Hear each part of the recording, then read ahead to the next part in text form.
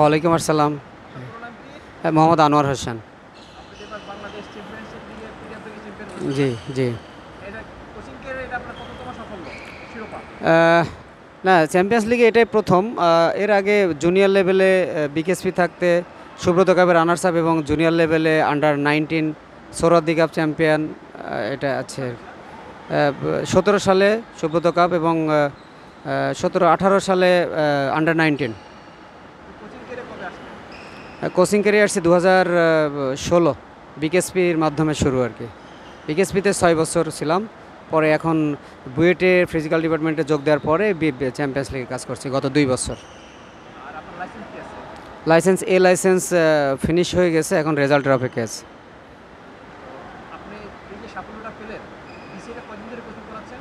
2 বছর পিডাব্লিউডিতেই ছিলাম। আমরা 3 নম্বর ছিলাম, 1 পয়েন্টের জন্য আমরা উঠতে পারিনি। প্লেয়াররা আসলে গতবার যে মিস্টেকগুলো করেছে, আমার প্লেয়ার কিন্তু ম্যাক্সিমাম কাছাকাছি অনেকগুলো ছিল যারা গতবার আমাদের সাথে ছিল, অলমোস্ট অনেকগুলোই ছিল। তো গতবারের ভুলগুলোর থেকে আমরা এবার একটু সুযোগ নিয়েছি এবং সেই সাথে এবার মাঠের পরিবেশ, বিশেষ করে টার্ফে কিছু করা যায় না, প্লেয়ার অনেক বেশি ইনজুরি হয়। আমার এবার কোনো প্লেয়ার ইনজুরি হয়নি এবং তারা অনেক ভালো পারফর্ম করতে পেরেছে। ঘাসের মাঠের কারণে অনেক বেশি ভালো হয়েছে।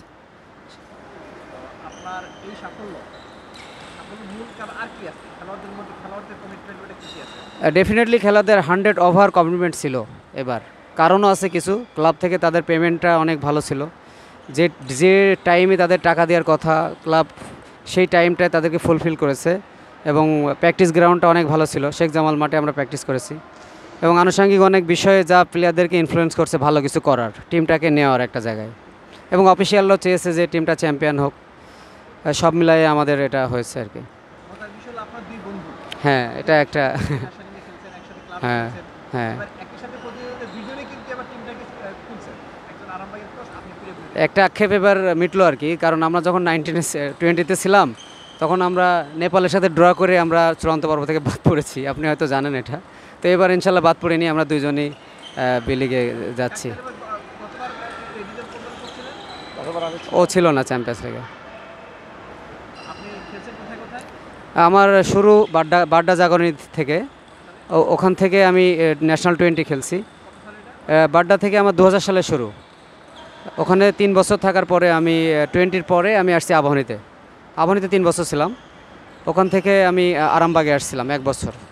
ওখান থেকে ফেনী সকার বর্তমান সভাপতির টিম, তাবিদাউল ভাইয়ের টিম, ওই টিমে ছিলাম। ওখান থেকে আমি ঢাকা মোহামেডানে 1 বছর খেলছি এবং ঢাকা মোহামেডান থেকে শেখ রাসেল। মূলত আমার ক্যারিয়ারটার বেশিরভাগ অংশ শেখ রাসেলে 5 বছর কেটেছে। তারপর এখান থেকে মুক্তিযোদ্ধা থেকে ব্রাদার্সে থাকাকালীন আমি বিকেএসপিতে যোগ দিয়েছি। আন্ডার 20 আর 23-তে প্রাথমিক ক্যাম্পে ছিলাম, আর আমি ন্যাশনাল 14-15 সেশনে ন্যাশনাল টিমে ছিলাম।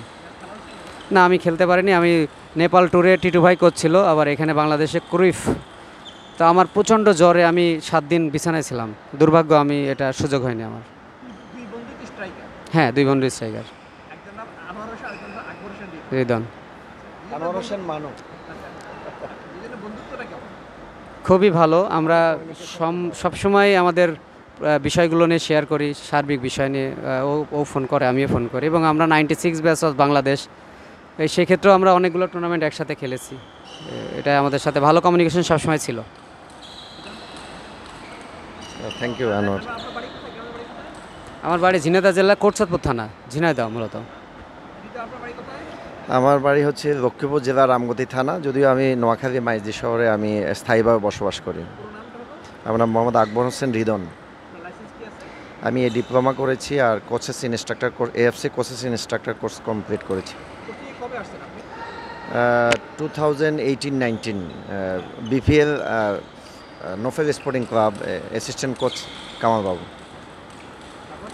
তারপরে আমি আন্ডার 18-এর হেড কোচ হই নোফেলের প্রিমিয়ার লিগে, ওইটা চ্যাম্পিয়ন হই 18-19। পরবর্তীতে আমি ওয়ান্ডার্স ক্লাব ফার্স্ট ডিভিশন প্রথম বিভাগ ফুটবল লিগে ওটা রানার আপ হই, টিম প্রমোট করাই ওয়ান্ডার্স থেকে বিসিএল, ফার্স্ট ডিভিশন থেকে বিসিএলে। এটা হচ্ছে 19-20। তারপরে আমি হেড কোচ পরবর্তীতে আমি হেড কোচ হিসেবে ফর্টিস এফসিতে জয়েন করি। তখন নবাগত দল ছিল বিসিএলে, ওইটা 20-21।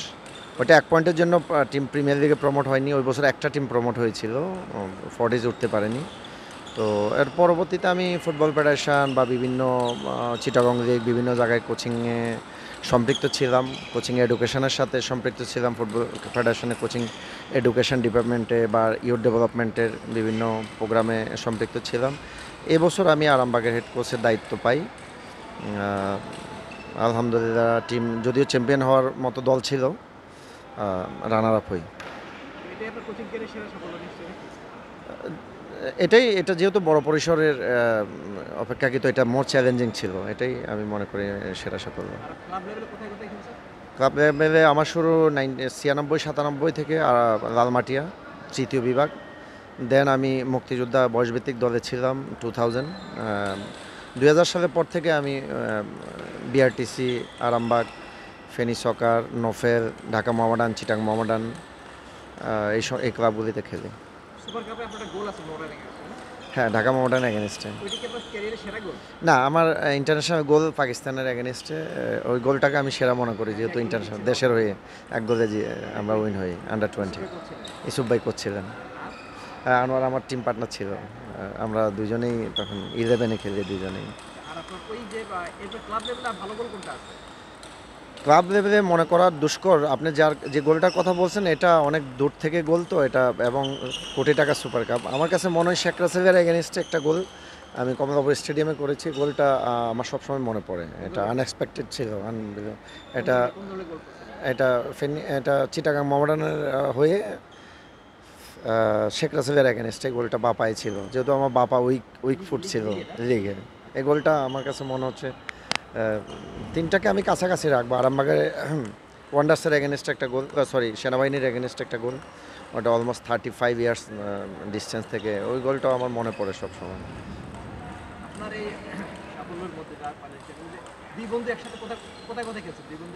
আমরা ঢাকা মোহামেডানে একসঙ্গে খেলেছি, এবং আন্ডার-20 ন্যাশনাল টিমে 23-তে একসঙ্গে ছিল। ঢাকা মোহামেডান 2009 and 10, 9-10 2003, এবং 23-তে আমরা ছিলাম সম্ভবত 2007-6-7।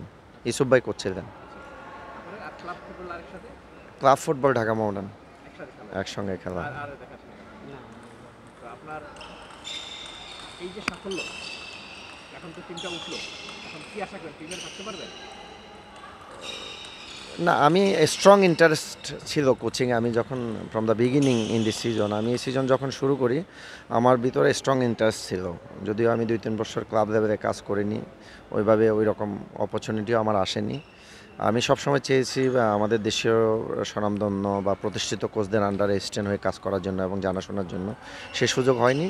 তো এবছর আমার অনেক স্ট্রং ইন্টারেস্ট ছিল, ইন্টারেস্টটা আমার কমে গিয়েছে অপেক্ষাকৃত কাজ করার পরে। যদিও আমি সাকসেসে বলবো, চ্যাম্পিয়ন হওয়ার মতো দল ছিল, হতে পারিনি। তো আমার এই স্ট্রং ইন্টারেস্টটা কমে গেছে বিকজ অফ ফ্যাসিলিটিস। আমার কাছে মনে হচ্ছে যে আমার জন্য আমি এখনও পরিপক্ক না এই লেভেলের জন্য। আমি মনে করি আমার আর শেখা প্রয়োজন। মাঠে প্রতিদ্বন্দ্বিতা ছিলেন, দুজনেরই শিরোপার রেসে ছিলেন, উঠবেন না একসময় ছিল, ওইটা কিভাবে এনজয় করছেন? আমি পিডব্লিউডিকে আমি সবসময় আমি ভেবে নিয়েছি পিডব্লিউডি প্রমোট হবে, আমি নিশ্চিত ছিলাম ওরা প্রমোট হবে, কারণ তাদের টিম ওয়ার্ক চমৎকার ছিল, ওয়ান ফ্রেম অফ মাইন্ড ছিল তাদের। আমার কাছে দূর থেকে মনে হয়েছে, অনেক সময় আমি খোঁজখবর ওর কাছ থেকে পেতাম, ইনফরমেশান কালেক্ট করতাম অপোনেন্ট, যেহেতু ও আমার স্ট্রং অপোনেন্ট। এবং সিটি ক্লাবকেও আমি প্রতিদ্বন্দ্বী ভাবতাম, ইভেন বাড়িধারাকেও আমি ভাবতাম যে তারা হয়তো বা প্রিমিয়ার লিগে প্রমোট হওয়ার মতো তাদের ফ্যাসিলিটিস আছে বা ওই রকম কোয়ালিটি প্লেয়ার তাদের আছে।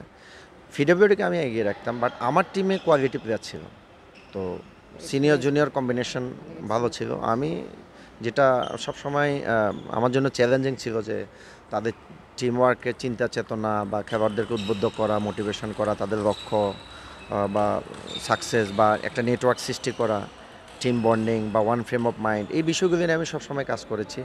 সো এই কাজগুলি করতে গিয়ে আমার কাছে পছন্দ চ্যালেঞ্জিং মনে হয়েছে। অনেক সময় আমি বিরক্তি প্রকাশ করতাম, এটা বিভিন্ন কারণে। তো ওভারঅল আমি বলবো যে চ্যাম্পিয়ন না হওয়ার জন্য মূল কারণ হচ্ছে ফিনিশিং ব্যর্থতা ছিল।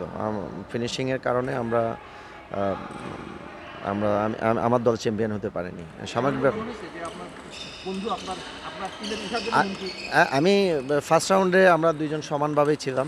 শুরুতে আমি 5 পয়েন্টে এগিয়েছিলাম, 6 ম্যাচ আমি আনবেটে ছিলাম। আবার পরবর্তীতে আমি তার দলের খেলা আমি সবসময় ভিডিও দেখতাম, অ্যানালাইসিস করতাম, সব দলেরই ভিডিও দেখতাম যখন যার সাথে খেলা পড়তো।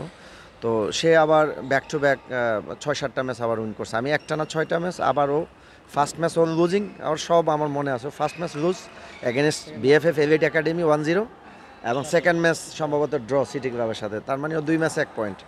তো আমি এই জায়গায় 2 ম্যাচে 6 পয়েন্ট। সো আমি 5 পয়েন্টের একটা ডিস্টেন্স করে ফেলছিলাম। তো আমি কখনো রিল্যাক্স হই নাই।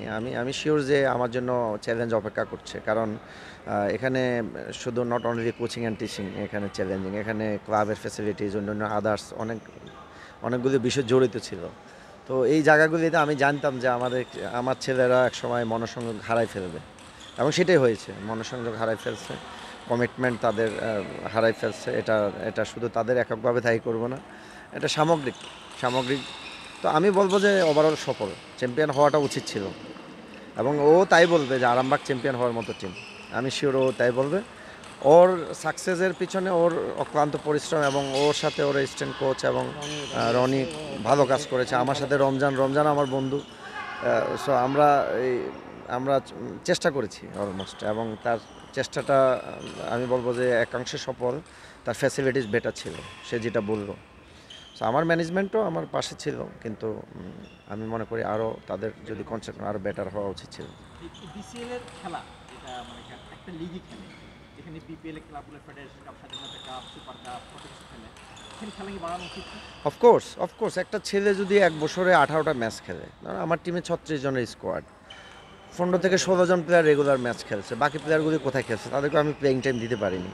তাদের সাথে আমার একটা মনস্তাত্ত্বিক দূরত্ব তৈরি হয়েছে। সো এইটা তো একক দায়ভার আমার না, এই রেসপন্সিবিলিটিটা আমাদের সকলের, আমাদের ম্যানেজমেন্টের নেওয়া উচিত। আমাদের বিশেষ করে টুর্নামেন্ট করা উচিত, ফেডারেশন কাপ।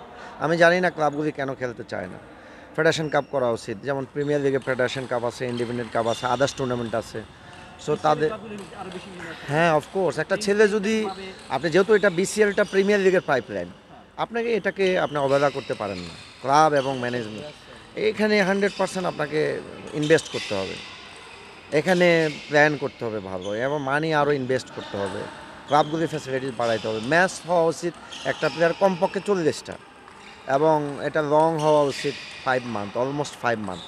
বিসিএল 3 মাসে শেষ, 18টা ম্যাচ। এখন আমার দলের 60% প্লেয়ার অলমোস্ট ম্যাক্সিমাম ম্যাচ খেলেছে, 20% প্লেয়ার একটা ম্যাচও খেলতে পারেনি। তো হাউ ক্যান আই ম্যানেজ হিম? আমি তাকে কীভাবে ম্যানেজ করব, তাকে কীভাবে উৎসাহিত করব? সো তার সাথে আমার একটা দূরত্ব তৈরি হচ্ছে, তাকে ম্যানেজ করতে হচ্ছে। তো এই জিনিসগুলি আমাদের কোচিংয়ের ক্ষেত্রে আমরা যে জেনারেশন, আমাদের জন্য এটা অনেক চ্যালেঞ্জিং ছিল। বিসিএলের বিভিন্ন ক্লাব, আমি একটা ক্লাবে গিয়ে আমি রুমে বসতে পারি, বেড়ে চলে আসি গরমের চোখে। এই ক্লাবের পরিবেশটা, পেশাদার লিগের সেকেন্ড টায়ার, ন্যাশনাল লিগের কিছু প্লেয়ার এখানে এখন খেলে, তারপরে আমি যেটা প্লেয়ার এখানে আছি, এই ক্লাবের পরিবেশটা কেমন হওয়া উচিত বিসিএলের? না, ডেফিনেটলি এটা তো রিহার্সেল অফ বিপিএল। আমি একটা জায়গায়, বড় জায়গায় যাব, তার রিহার্সেল তো এই জায়গা। তো এইটার চর্চা আসলে খুব ভালোভাবে দরকার, যে আমি মানে এখানকার সুবিধা এবং বিপিএলের সুবিধা কাছাকাছি না হলে ওরা তো অ্যাডজাস্ট করতে পারে। যেমন আমাদের যে 2টা টিম উঠছে, হয়তো অনেক প্লেয়ারই বিপিএলে তারা এই টিমই প্রতিদ্বন্দ্বিতা করবে। তো যদি তাদের মানসিকতা ওখান থেকে গড়ে উঠতো, তারা তো অনেক এগিয়ে থাকতো। এখন তারা কিন্তু অনেক নিচু মনের থেকে আছে, হঠাৎ করে যখন এই লেভেলে আসবে তখন কিন্তু অনেক কিছু থেকে তারা মিলাইতে পারবে না। অতএব সুযোগ এবং অন্যান্য এনভায়রনমেন্ট অবশ্য কাছাকাছি হওয়া উচিত, কারণ এই ক্লাবগুলোই তো বিপিএল প্রতিনিধিত্ব করবে। তাহলে তারা যদি এই ফ্যাসিলিটিস না করতে পারে, তাহলে তো এটা হবে না। না না, ডেফিনেটলি সম্ভব না। ওই যে মনোযোগ নষ্ট হওয়ার আরও তো একটা কারণ, এটাও একটা কারণ। ঘুমাইতে পারে না প্লেয়াররা 12টা রাত 1টা পর্যন্ত। এটা আসলে অনেক ক্লাবের মতো আমাদেরও একটা সমস্যা, কারণ আমাদের টিন শেড তো চেষ্টা করছে ফ্যান ট্যান দিয়ে, কিন্তু আসলে পরিবেশটাকে ওইভাবে করা যায়নি। ধন্যবাদ।